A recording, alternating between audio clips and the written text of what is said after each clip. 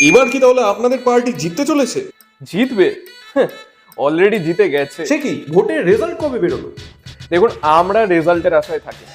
আমাদের বিশ্বাস মানুষ আমাদের পাশে আছে, আর যখন সেই বিশ্বাস চলে যায় তখন আমরা মানুষের পাশে চলে যাই ভোট চাইতে। সবাই বলছে আগের বছর ভোটে জেতার পর আপনাকে আর এলাকায় দেখা যায় না। আপনাকে কে বলেছে এই কথাগুলো? একবার শুনি। তাকে নিয়ে আসুন দেখি আমার সামনে।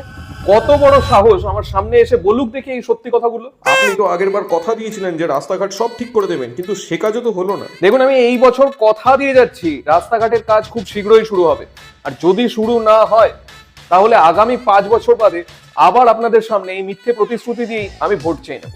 আগের বার যে আপনি বললেন রাস্তাঘাট ঠিক না হলে রাজনীতি ছেড়ে দেবেন, হ্যাঁ, আমি মানছি, আমি বলেছিলাম আগের বছরও যদি রাস্তাঘাটের কাজ শুরু না হয় তাহলে আমি রাজনীতি ছেড়ে দেব। আমি চেয়েছিলাম এই রাজনীতি ছেড়ে দিতে, কিন্তু রাজনীতি আমায় ছাড়তে চায়নি। তাই আজ আমি আবার আপনাদের সামনে রয়েছি এই মিথ্যে প্রতিশ্রুতি দিয়ে আবারও আপনাদের থেকে ভোট নিয়ে এবারের মতো জিতে যেতে। নমস্কার।